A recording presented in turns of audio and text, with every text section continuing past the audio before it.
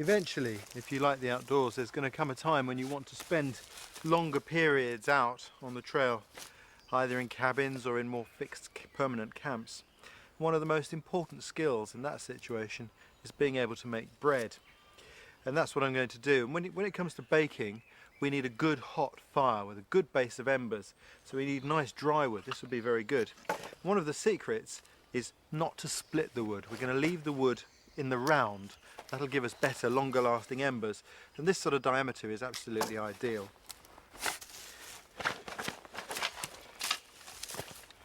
Once we start to work in the outdoors in a more permanent way, we use slightly more robust tools. A folding bucksaw like this is ideal because it's easy to transport, it's safe to transport, it's perfect on canoe journeys.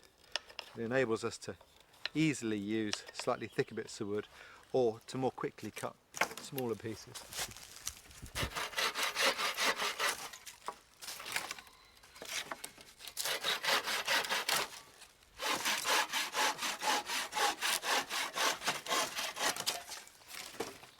Lengths like that are absolutely ideal, and you can tell how dry it is by the sound it makes.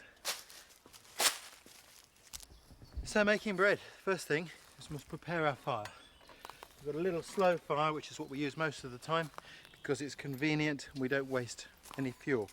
But to bake, we're going to need a good bed of embers, so we need to perk this fire up a little bit. I've put a few split pieces on to help get us going.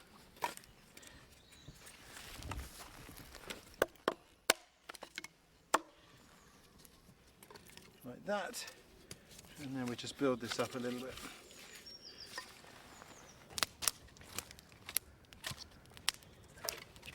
And I've started that early so that it's going to burn down to give us a good bed of embers. Embers give a nice steady heat, which is what we're after. I've swung a billy over the fire because we're going to need some hot water as well. Next job is to get my camp oven ready. And for this bread, I'm going to use one of these cast iron pots.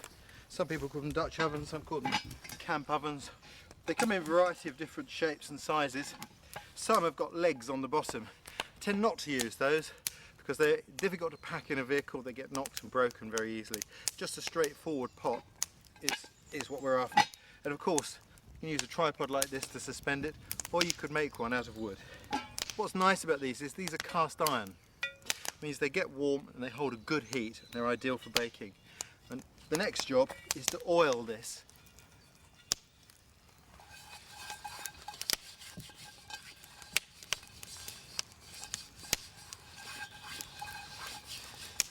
If you do this right, nothing will stick to the pot and you won't have to have any problems washing it. I don't want to make it really hot, I just want to warm it, so just pop it there on the edge.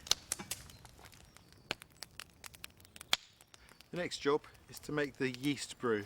And what I've got is I've got some hot water here, and I need somewhere between just under half a litre, about 400 mils of hot water. Just going to test that. That's a little on the warm side. Just going to cool that off a bit. Just a fraction above body temperature is ideal.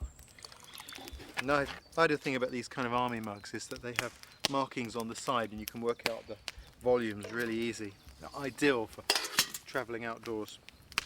So there's my warm water mix. Into that I'm going to put a sachet of yeast.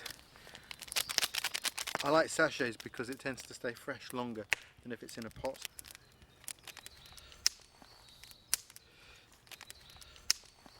And I've got sugar here. I've got about a dessert spoonful of sugar, and I'm going to add that in there as well. So I'm giving that a good stir, and we just set that aside in the warmth.